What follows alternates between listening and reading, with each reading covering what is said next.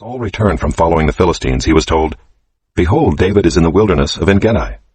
Then Saul took 3,000 chosen men out of all Israel, and went to seek David and his men in front of the wild goats' rocks. And he came to the sheepfolds by the way where there was a cave, and Saul went in to relieve himself. Now David and his men were sitting in the innermost parts of the cave. And the men of David said to him, "Here is the day of which the Lord said to you, Behold, I will give your enemy into your hand, and you shall do to him as it shall seem good to you." Then David arose and stealthily cut off a corner of Saul's robe. And afterward David's heart struck him, because he had cut off a corner of Saul's robe.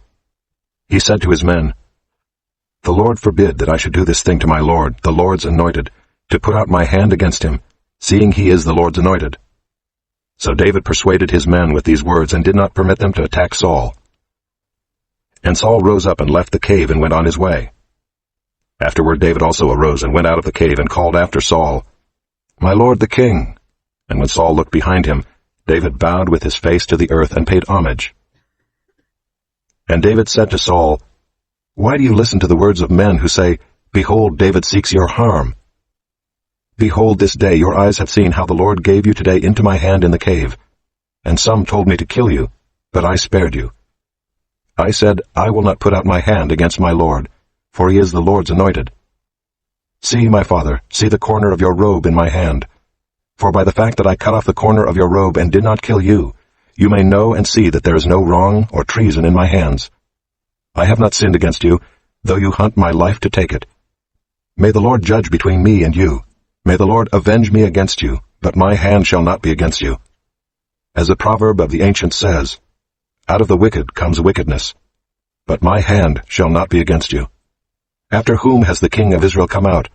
After whom do you pursue? After a dead dog, after a flea. May the Lord therefore be judge and give sentence between me and you, and see to it and plead my cause and deliver me from your hand." As soon as David had finished speaking these words to Saul, Saul said, "Is this your voice, my son David?" And Saul lifted up his voice and wept. He said to David, "You are more righteous than I, for you have repaid me good, whereas I have repaid you evil.